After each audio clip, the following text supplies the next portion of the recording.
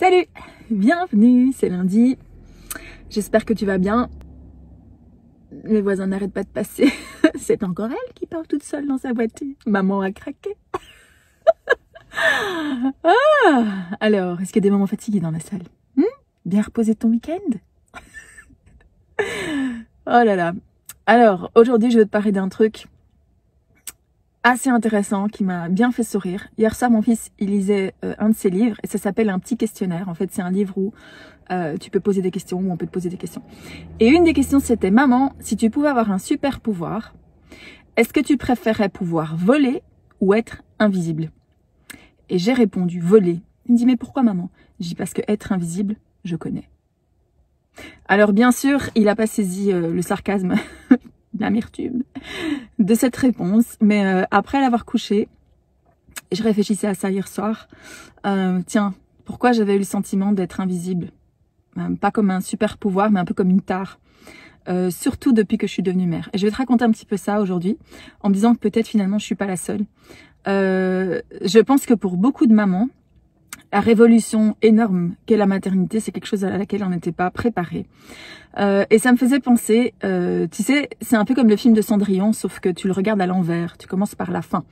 Donc c'est-à-dire que tu démarres ta vie de couple ou ta vie de famille dans une robe blanche, scintillante, magnifique. Le jour de ton mariage, t'as un bal, tu vois, tous les invités sont là, c'est un événement assez public et tout, c'est génial, t'es la reine du jour. Et puis, quelques années plus tard, si t'avances, à la fin du film, t'es à quatre pattes dans ta cuisine, en train de récurer ton carrelage. Qu'est-ce qui s'est passé entre ces deux étapes? Alors, je pense que pour la plupart d'entre nous, la maternité, ça fait vraiment passer notre vie à la machine à laver. Au propre comme au figuré. Si toi aussi tu passes ta vie à la machine à laver. Alors, je voulais te parler de ça ce matin, de ce sentiment d'être invisible. Et à quel point, dans ma propre vie, ça a souvent généré, c'était le cas pendant des années. J'avais bien sûr du mal à l'admettre, je le reconnais mieux maintenant avec du recul. Mais à quel point ce sentiment d'invisibilité, ça a créé beaucoup d'amertume dans mon cœur. Je te donne un exemple. Quand je me suis mariée, mon mari et moi, on travaillait ensemble parmi la jeunesse, dans le cadre de l'église. Et on a toujours aimé servir ensemble, travailler ensemble. On est un power couple, super équipe, hyper complémentaire. Donc on sert, on a des dons différents, mais on travaille super bien ensemble. Et c'est quelque chose qu'on aime vraiment faire en tant que couple. Et donc naïvement, quand on s'est mariés et quand on a eu le projet d'avoir des enfants, moi j'étais dans cette idée qu'en fait la maternité n'allait rien changer. Tu sais qu'un enfant c'est un peu comme un sac que tu trimbales, que tu prends avec toi. Quelle différence? On continue à faire tous les événements, à faire tout ce qu'on faisait avant. Et j'ai bien sûr été rattrapée par les réalités de ce que ça veut dire en fait d'élever des enfants, de les accueillir dans notre foyer. Et je vais te raconter une petite anecdote. J'étais enceinte de 8 mois de mon deuxième enfant et donc mon fils aîné avait 21 mois, quelque chose comme ça. Et il était malade, il avait une bronchite et moi aussi. Et c'était justement un samedi. Il faut savoir que l'événement où on servait à l'époque, c'était un événement qui avait lieu une fois par mois le samedi. Et c'était justement ce samedi-là. Et ce jour-là, c'était dans une autre ville. Donc c'était très important parce que c'était un événement un peu particulier. Et moi, j'étais hyper heureuse d'y aller, j'aimais trop participer. Enfin, c'était vraiment les moments où je sentais que j'étais à ma place, que je faisais ce que Dieu m'avait appelé à faire, enfin, tu vois, tout ça. Et donc, moi, je suis pas quelqu'un qui veut dire « Oh, servir Dieu, c'est une tare. » Moi, je me plais, j'ai énormément de joie, énormément de bonheur à utiliser mes dons pour le Seigneur. Donc, c'était ce fameux samedi matin-là, en sachant que notre fils aîné, donc bébé, enfin, petit bonhomme à l'époque, il a été tellement mal, il avait 42 fièvres, qu'on a passé une partie de la nuit aux urgences. Enfin, je te passe les détails. Et donc, la décision est là, ce matin-là. Que faire? Et on avait toujours dit que notre ministère, on voulait le faire en famille. Et moi, je me suis toujours dit, quel que soit mon rôle, si c'est Alistair qui va, et que moi, je m'occupe des enfants, c'est pas un problème, parce que c'est un représentant de la famille. Si moi, j'y vais, qu'il s'occupe, enfin, on travaille comme ça en équipe, quoi. Sauf que j'avais pas mesuré exactement à quel point j'allais mal vivre ce moment-là. Donc au départ, ça partait d'une bonne intention. Je lui ai dit, écoute mon chéri, mais vas-y, ma juste place, ce qui est juste de faire aujourd'hui, c'est pas que je sois là sur une estrade, je sais pas quoi, mais c'est que je sois dans notre foyer, que je m'occupe de nos enfants, je prierai pour toi, vas-y mon chéri. Donc je me suis retrouvée sur le pas de la porte en peignoir, avec mon petit gars de 21 mois dans les bras, mon gros bidou, parce que j'étais enceinte de 8 mois, et j'ai dit, au revoir mon chéri. Et c'est un peu comme si je l'envoyais, tu sais, en mission là, à la guerre, tu vois, quand tu vois dans les films. la guerre, t'as compris. C'était un truc très beau. Et moi, je me suis dit, ben, ce sera mon offrande aujourd'hui, ce que je donne à Dieu, mon sacrifice, mon adoration aujourd'hui. Je vais préparer une petite soupe pour mon bébé. Donc, j'ai été au supermarché, hein, enceinte de 8 mois avec une bronchite et un autre bébé.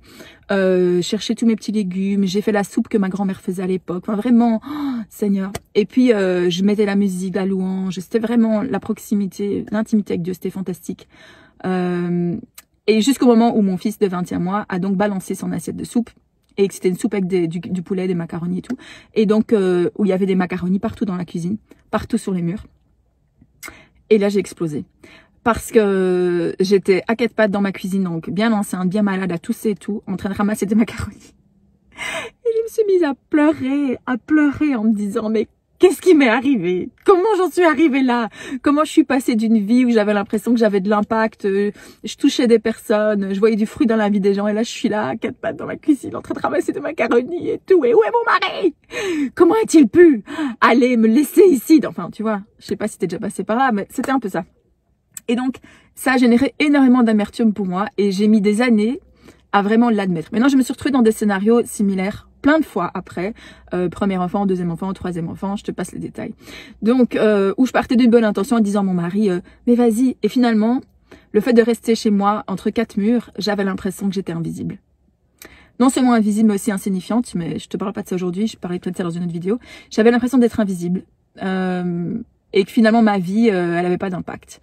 Et donc, je voudrais m'adresser à toi aujourd'hui si c'est le sentiment que tu as, parce que en particulier dans ces temps de confinement, en fait, on est enfermé chez nous, et les choix qu'on fait dans le secret, ils sont invisibles. Tout ce que tu fais au quotidien pour prendre soin de ta famille, prendre soin de tes enfants, encore plus maintenant, vu qu'on est ensemble H24, peut-être que tu as le sentiment d'être invisible. Et la première chose que je voudrais te dire sur l'invisibilité, c'est d'abord que Dieu lui-même te voit. Alors, ça peut paraître... Dieu me voit. Il n'est pas là avec sa lance. Qu'est-ce qu'elle fait, celle-là? Elle a encore péché. On n'est pas dans Big Brother, donc c'est pas du tout un regard cruel, critique, contrôlant, mes petits pantins. C'est un regard bienveillant, plein de tendresse, plein d'amour. C'est un père qui pleure avec nous quand on se plante, qui rit avec nous quand on rit. C'est un père dont si tu lèves les yeux vers lui, il va toujours son message pour toi, c'est toujours je t'aime, et c'est toujours je suis fière de toi, c'est toujours comment tu vas, comment je peux t'aider, de quoi tu as besoin aujourd'hui, est-ce qu'on peut vivre cette journée ensemble. Ça c'est le regard, ça va me faire pleurer. Ça c'est le regard que Dieu pose sur toi.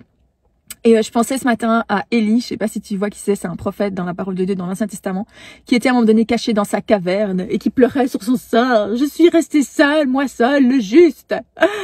Et il était invisible, caché, planqué vraiment pour sauver sa vie. Et Dieu dit, mais Élie, t'es pas tout seul. Je me suis réservé à moi, Dieu a mis à part 7000 autres prophètes qui sont juste à mes yeux. Et donc, c'est pour ça que je veux dire que le sentiment d'invisibilité, en fait, c'est un mensonge. Parce que Dieu te voit. Il y a un verset, je regarde ici la référence, 2 Chroniques 16:9 qui dit « Car l'Éternel parcourt toute la terre du regard. » Donc ce regard nous vaut plein de bienveillance. « Pour soutenir ceux dans le cœur et tourner vers lui sans partage. » Dieu parcourt toute la terre du regard. Son regard est posé sur toi. Et je lisais hier soir le psaume 139 qui dit « Quand je n'étais qu'une masse informe dans le ventre de ma mère, déjà tes yeux me voyaient. » Avant que les yeux du monde soient posés sur toi, avant que les yeux de ton mari, les yeux de tes enfants, avant que le regard des gens qui peut-être te donnent, même le regard de tes propres parents, te donne peut-être ce sentiment qu'on te voit, que tu as de la valeur, que tu es important, tout ça. Avant que tous ces regards définissent ton identité, ta vie, les yeux de Dieu étaient posés sur toi. Et son regard est posé sur toi.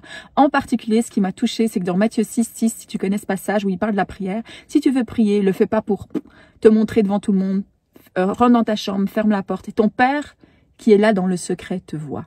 Et ça m'a hyper touchée, c'est pour dire qu'il n'y a aucun Dieu en fait où on échappe au regard de Dieu.